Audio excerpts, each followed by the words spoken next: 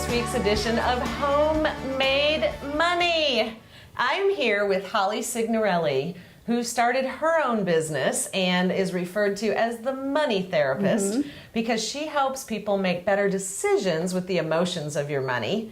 And Erin Smith, who is from the Starters Club, and she helps you start a business. And we're going to talk today about startup and how to get the ball rolling. Right. Yes. So, I mean, some of you are way advanced. You're way down the road. You already have a business. You're running your own trucker line. But your wives might want to start a business at home, or a second business. Yeah, absolutely. That's what we're going to cover in this episode. So, Erin, tell us a little bit about you. Said I'm from Flint, Michigan. Yes, I'm a Michigan girl, from the other side of the tracks. But you said, where did you say you were from? I'm a farm girl from Cadott, Wisconsin, which you've probably never heard of. No, never have. An hour and a half of Minneapolis, but yeah, milk cows. Baled hay, I have done it all. I can probably outwork the best of them because I. How'd you end up here? Moved to Arizona after college, fell in love with a man, and then moved here. And now it's been 10 years since I've been here. One of those stories. Wow! Yes. Wow! Yeah, she said I have 6 dogs and 2 children, and I said, oh, "Tell me about your dogs." But I totally understand. Like I don't judge you at all for that. It's what I love. tell them what kind of dogs that you have. So I'm a big rescuer, and that's why Rottweilers are my breed of choice. But I have 2 Rottie mixes, 2 Lab mixes, and 2 Terrier mixes. Kind of randomly worked out that way, but yeah. And her kids are, what, 3 and 2? But somehow she's still able to run this business, which is what's so fascinating, because some of us feel like we don't have time or to do a second business, or we get stuck in a business or a job that we don't like. Yes. Because we're on the other end of that. Our kids are old. Mine are 16, 20, and 28. And I have 2 21-year-olds. And you have 21-year-olds. Yeah. So you have a 2-year-old? Yeah. So you're dealing with the why. Yes, why? The boundary testing. Yeah. That's a tough one. It's a lot of fun. And your own boundaries with your own life and your schedule. Yeah. So you said 10 years ago you were in a relationship where he was working on his education and you needed to make some money. And this is where most of our audience is at right now. They need to make some money. And you were young, you were just out of college, and you decided to dog sit. Yes. So walk us through that process. Yeah, and this is what I love about business, is that you can truly take any concept and make it whatever you want. A lot of times we feel like in order to start a business, I need the next Instagram or Facebook. I did pet sitting. That's what I did. And I mean, the 15-year-old Johnny across the street was kind of my competitor. But he wasn't, because I got to a point where I'd say, okay, you hire Johnny, then you call me when you're 2 weeks into your vacation and nobody's showing up at your house, and then I'm going to charge you 10 times. But it's so important that no matter what you want to make, is it $1,000 a month, is it $10,000, is it whatever, you can take any concept and build it to that point. So we started pet sitting, and what happened was we did it just for fun. I mean, obviously I'm a huge animal lover. And this was 10 years ago, you said, right? So really social media wasn't anything like it is now. So I always share the story. I was so upset because I started the business and the phone books had just come, and I was like, oh no, you missed years. When was the last time you saw a phone book? The phone book. Like, it's true. It was so bad. But it was, we walked flyers in our neighborhood. That was our first advertising. He and I walked flyers in our neighborhood, got our first daily client. Which still works for some businesses. It works. It still works for cleaning businesses. Sure. Still works for dog sitting. Absolutely. Still works for it. Still lots works of businesses in some areas. So sometimes I think we make it too difficult. I agree. I didn't put a lot of money into it. I networked. I learned networking. I just fell in love with it. And it was a year later. We weren't really serious about the business. We were making a couple, like $1,000 to $2,000 a month, and I was investing everything. And we went on a vacation, and we tried to find a pet sitter for our dogs, and nobody called us back. Oh, wow. Ding, ding, ding, light bulb. You're like, hey, we're on to something.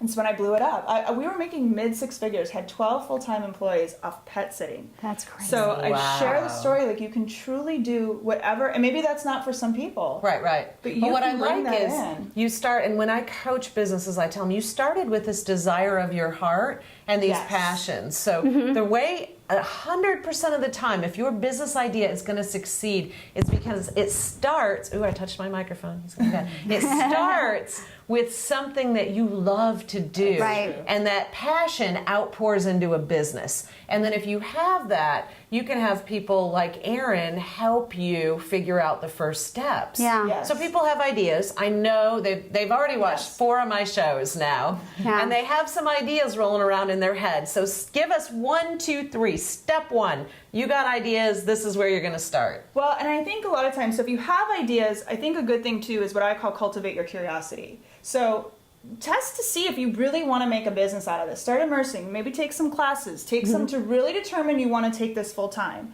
I love baking. I thought maybe I really had this cool concept of bakery. Started getting into the world and said, I don't want to do this for a living. And it's okay to back out, but just start working that. Because when you were doing the dog sitting, you still had a full-time job. Yes. Right. I think that's Yes. important too, by the way, because some people Yes. talk about, oh, I'm going to jump off the cliff, and you know, I'm all about, you know, having faith when you believe in So true. yourself and you believe in your product. But I think it's really important to have a job while you start your new one. And I did that. You know, I was a young single mom when I started mine.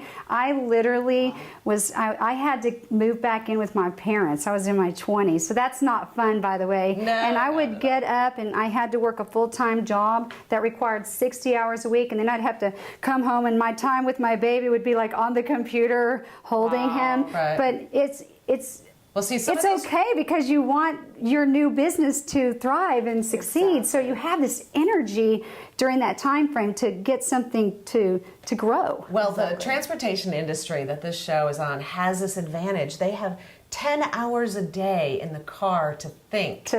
And so they're thinking up ideas, and then, like you said, but they're on routes. They're running loads, and they're deadheading, and they're doing all of this stuff that's zapping their energy. Right. But a lot of them, I think, want to get involved with a business, with their family, with their wife, with their brother, with their dad, and they want to start generating some extra income. Yeah. Sure. And so they have the idea. I love the idea of research it a little bit. Make sure that really, if you start dipping your toe in, it still sounds like a good schedule, still sounds like something you want to do. Exactly. And utilize Google. That's the next step.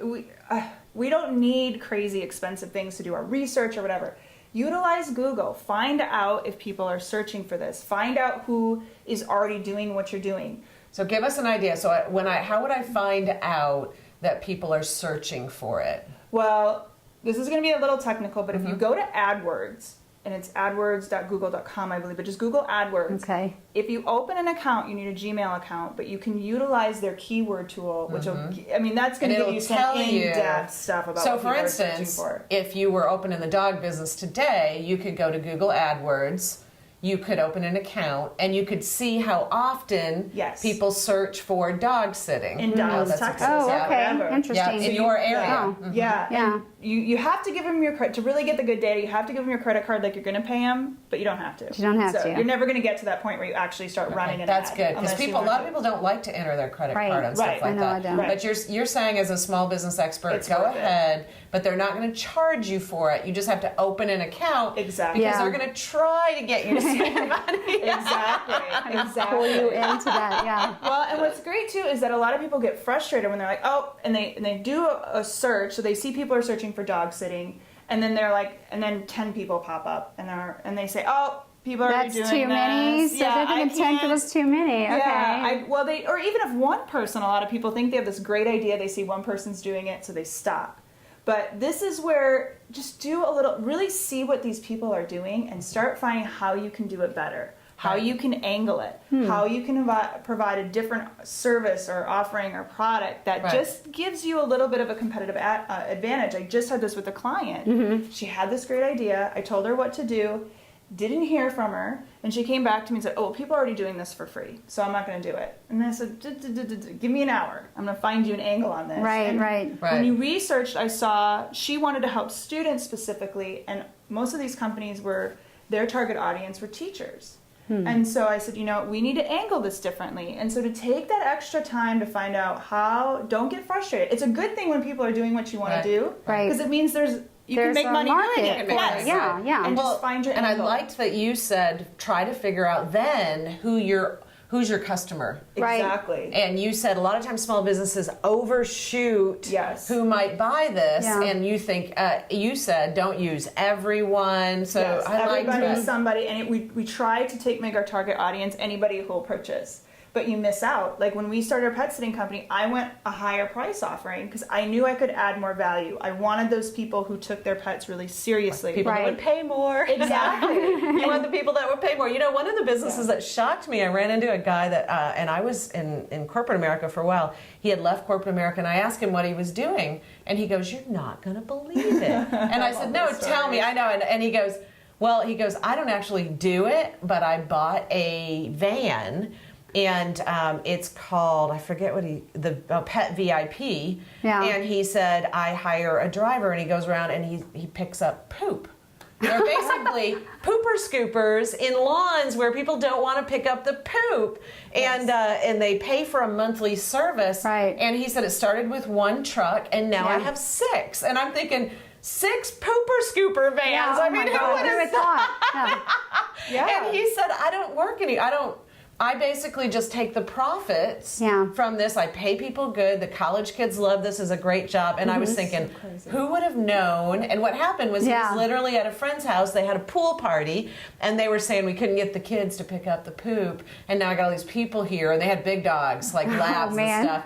And I thought, and he said, we leased the van, so we didn't have to come up with a huge cash. So awesome. But I thought, Yeah. what a great idea. I mean, who would have thought Yeah. that he could make 6 figures by starting with one van and starting a pooper scooper business? And also, too, with being realistic about the market out there, I think is the price. You know, a lot of times people, when they come to my office, they have this, you know, huge plan, and they're talking about millions of dollars and things, and really it's just like, have you done any research on what your product or service is worth? Because like in this case, it was worth a lot more than that person probably ever Right, imagined. they thought it would be. Yeah. Well, and I always tell people, if you come up with an idea and you find someone else that's doing it, go pretend like you're going to buy. Right. Ask all kinds of questions. See Yeah. how they pitch it. What did they say? If you want to build furniture and sell it, go to your competition and see how much Exactly. custom cabinets are if you're good at that. I literally hired a guy to build years ago to build a skate ramp in my backyard. Wow. And he used to fly around the country and do it. Yeah. And I was surprised how inexpensive he charged Wow. for it, but he made a business for years out of flying around the country and building custom-made And skate he was ramps. probably having fun. it. That's Oh, and he did. He another tried thing. it out. know. He's like 35. Tried it out Yeah. after he got it up. He's like, "Is it okay if I skate on it, ma'am?" Right. And I sat there, you know, kind of dumbfounded that he was going to skate. It was a 60-foot long, and it was a 6-foot tall. Yeah. And it was 30 feet this way or something. And it was huge. And I literally am watching him, and I was thinking, I hope he doesn't hurt himself. I know. I don't want any liability here if you Yeah, fall exactly. Can on you this. sign a You contract? made it. Yeah. But you know what? He took his passion, which was skateboarding as a kid, figured out how to bend it was beautiful. I mean, when he completed it, it was absolutely beautiful. And to me, that's the key, is he took something he was passionate Yes. about. I mean, you would be surprised if you're trying to find something to do on the side or something to replace your income completely. Think about the thing that makes you most you love, passionate yeah. and what kind of, you know, business that you can make out of that. So let's popcorn some ideas that we've heard that were like, I heard a lady that stages homes. Yeah. Oh, She yeah, buys yeah. furniture for homes that are being sold and decorates a home that no one is going to Right. live in Yeah, very long. that's a big deal, yeah. So she makes money decorating homes. It's called staging or something. Yeah, So staging, So yeah. what other? I met a guy. This was one of the more interesting ones. He flew all over the country following the 49ers. That's how I met him. I was staying at the same hotel as the 49ers met him. He somehow, and I don't know exactly how he did this, but he would get Best Buy open box items, buy them for cheap at auction, and sell them online at eBay. That's how he made his living. Yep, because they discount it 50%. Yeah. When it's open box. Yeah, because Yeah. my son's best friend works at Best Buy. Yeah. And that's how I got my son's computer. 50% if it's open box. Yeah. Yeah. All right, come on. All right, Well, I've had a lot of clients do multi-level marketing, and they just started from ground zero, but they always used the product, whatever it was. They didn't just say, I'm going to do multi-level marketing. And the ones that have been the most successful, literally not needing a lot of money to start up or even have to get that technical, is because they use the product and they're passionate and excited. So people come to them like, hey, why are you so fit? Or why is this, you know? Absolutely. Yeah, Works. and that then, works. Then you're in. Yeah. And I think with anything, the key is there's going to be hustle. There's going to be some work. You don't just sign up for a company and make a lot of money. But you don't need a lot of money. You just have to get more creative with your time. The less money you have. That's what I always say. I love that. That was so fun, ladies. Yes. Thank you. Thanks for joining us for Homemade Money. And I hope we got your juices flowing about some ideas and things that you can start right at home with your family. Have a super great week.